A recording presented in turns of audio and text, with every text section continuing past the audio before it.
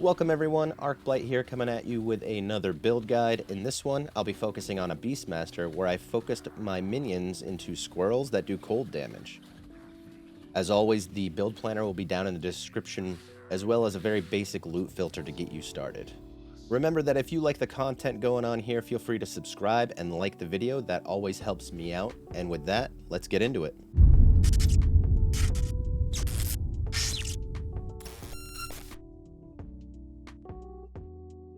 So starting off, let me show the damage output that my squirrels are currently doing. We go to the dummy here, and I make all of them attack it. Those are the damage numbers that are going on right now. Not bad at all. And then what I normally do is I'll auto cast their howl,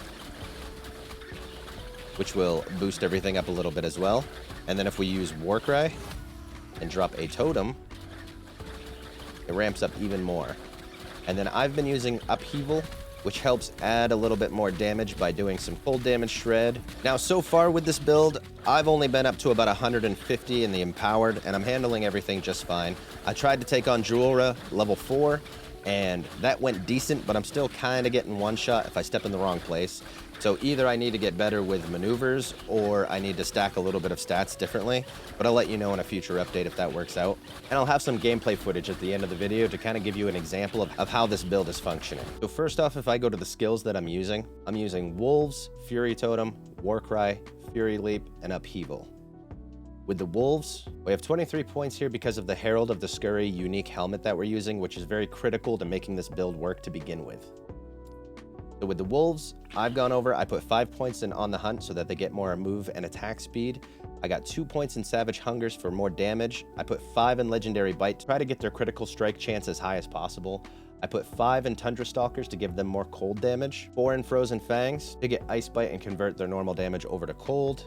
I've put 1 in Winterborn so that I have a little bit of chill chance, but mainly so that I could get over and get Pack Hunters, which will give me 1 more to my maximum Wolves, aka Squirrels. There's a lot of other directions I could have gone here, but where I'm cold focused with this build, I wanted to go over to the left here and get as much as that as possible while still focusing on a lot of crit. Over to Fury Totem, I decided to go over, do 4 in Rabidity, so that they get more of an increased frenzy effect, 1 in Berserker Frenzy so that they get a chance of doing more damage and more critical strike chance, 5 in Bestial Frenzy to give them more flat damage, 3 in Revitalizing Totem to give them more health regeneration, but more so I could get down and do 1 in Symbol of Haste, 1 in Symbol of Selflessness, and then I decided not to go over to the Warding Totem. With Bestial Frenzy, you also want to go over and put 5 points in Lead the Pack, which increases critical strike chance granted by the Wolf Howls, which will transfer over. And then with Warcry, I wanted to boost some more of the ice damage, so I went over to the left and then to the right to lower some of the cooldowns. So I did 2 in Deep Roar to get more area, but also to get up so I could put 4 in Battle Cry to try to increase more of the crit damage for me and my minions.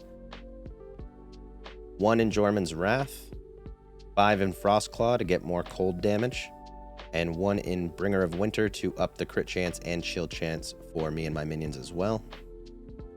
1 in Juggernaut so that it helps me stay invulnerable every time that I cast it.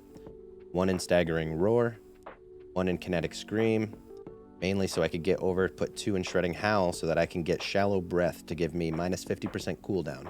Now, it won't stun or freeze or fear enemies anymore, but that's totally fine because the cooldown being cut in half is very convenient. And then for the last point, I just threw it in Haste, give me a little bit more movement speed, and since I didn't think of anything else that I really needed for this. With Fury Leap, I decided to go down to give it 5 in the Warrior's Entrance to give it more global damage, 3 in Rage to get more attack speed with it and cast speed, and then 1 with Pack Leader so that the companions will leap with me. That's the main thing I decided to go with Fury Leap, is just so I can jump around and have the minions follow me, especially if I'm trying to target a very specific enemy. And then I put 3 in Crater so that it has more of an area of effect, and 4 in Savage Impact to increase some of the damage, but more so if I get down to Aspect of the Mantis, so it will reset the cooldown if I get any kills with Fury Leap. Then we went over and put 3 in Panther Strike just to boost up the damage, but also to help with the cooldown. I went with Upheaval because it does a decent amount of damage and I can attack from afar instead of having to be up in enemies' faces. But also, when you spec over into the cold stuff, I just feel like this adds to the minions and everything you have going on with cold damage. So I put 3 in Exhaustible, so I get a lower mana cost and more armor shred chance with that, so it'll also help the minions do more damage to the enemies. 2 in Maiming Rubble, so I get a bleed chance and a slow chance, but more so just so I could get over and do Ice Peaks. And then 5 in Frozen Collision for more flat cold damage. 2 in Cold Front, so I get a little bit of freeze rate, but also so I can get down to Sublimation, so I cast Shatter on kill. Just a little bit more to help out. And then down here we went Terrain Delving, so it gets 40% more area, and we wanted to get over to here so I can get more cold damage penetration, and I figured that would help out the build a lot, and that's pretty much the gist of all of the skills. Then if we go over to our passive tree, so I put 2 in Natural Attunement just because I needed a little bit more lightning and cold resistance. If you're fully maxed out, you could put these points somewhere else, like in Primal Strength down here. I put Primal Strength because Strength kind of boosts everything that we cast, and then health regeneration is always nice. Mainly to get over, so I could put 5 in Hunter's Restoration. I put 4 in Primal Medicine just for added damage for the minions, and then 6 in Survival of the Pack for even more damage, and then 5 in Berserkers, so this will help us stay alive a little bit longer whenever we get knocked down to low health, and we'll do a little bit more damage as well. I went over, I put 8 in Shaman, just so I could have more attunement and penetration to help with the cold damage. And then in Beastmaster, I put 8 in Ursine Strength to get more strength and damage reduction. 1 in Savagery so that we could get over and do 1 in Ambush, and then 5 in Rending Maw so that we get more armor shred chance. And then I put 1 in Lamprey Teeth to give me and the minions a little bit more life leech. 4 in Boar Heart so that we get Aspect of the Boar, and then 5 in Porcine Constitution so that we get more damage reduction and more health regeneration. 8 in the Chase to give our minions more attack speed and cast speed along with movement speed. 1 in Hunter of the Deep so that we get an increased Aspect of the Shark, and also this will make it so that your companions are also granted Aspect of the Shark. 5 in Axe and Claw for more melee damage. 5 in Primal Strength for more strength and more Aspect of the Boar chance whenever we hit. 1 in Life of the Wilderness just to give us a little bit more vitality and an endurance threshold boost, which also applies to companions. 8 in Cry of the Lynx. 10 in Viper Fangs, so we max that out so that we can proc that as much as possible.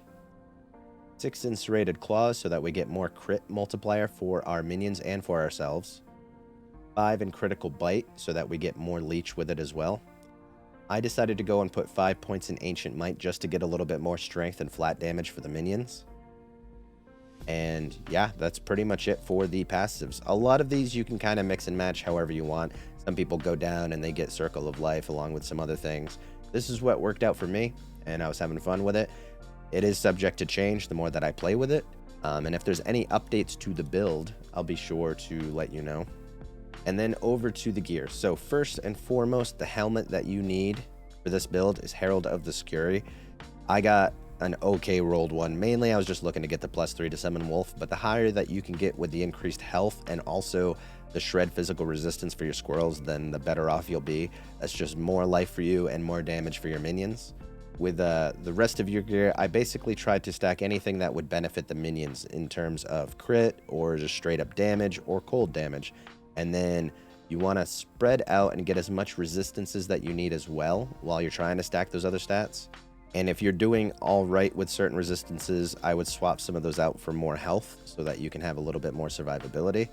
A lot of these I basically have for either minion damage with the rings or resistances with the gloves and the boots. The armor I chose specifically boosts minion damage. Then I use Ribbons of Blood so that I get increased health, my minions get more life leech, but also they can't be crit by any of the enemies, giving them a lot better survivability. I went and chose the relic that gives cold damage to me and my minions to try to boost their damage a little bit more. And then with the weapon, I used Mordita's Reach, mainly because it gave minions flat cold damage, and also helps out with when I'm attacking with Upheaval and trying to wear away the enemies as well. And then as far as idols, I decided to go with as much cold damage and as much crit as I could possibly get for my minions. And whenever I could get extra health with those, I would definitely go for that. And then also try to round out a little bit more of my resistances where I needed it. But yeah, basically you can look over idols, whichever kind of playstyle you're going with the build. Just look for things that seem beneficial to that build. I could definitely do a lot better with some of these idols, but I'm doing pretty well. As far as blessings, I didn't get too lucky with some of them. I got a little bit of extra health here. I'm sure there's better blessings that I could go for, but the ones that I liked most were more critical strike avoidance that you get from Reign of Dragons. This one has helped significantly with survivability. If anything, I could probably stack a little bit more of critical strike avoidance to help round my character out a little bit more. And minion damage, always good. I wish it was a little bit higher, but that's pretty good. And then Grand Rage of Winter, so that I can help with shredding cold resistances against enemies. That makes it so that we're going to do more damage to them altogether in general. But yeah, the rest are kind of just fillers until I can try to weed out and get better ones. So yeah, that was the basics to what I'm doing with my Cold Damage Squirrel build. If you have any suggestions or recommendations, feel free to drop them in the comments below. If you like the content here, don't forget to subscribe and like the video. That helps me immensely. If you ever want to catch me live, you can do so over at twitch.tv/Arcblight. Feel free to join the Discord if you want to chat with more people and stay in touch. And yeah, I appreciate you taking your time out to check out my video, and I hope you're all having a fantastic day. And with that, I'll leave you with some gameplay footage, and until next time, catch you later.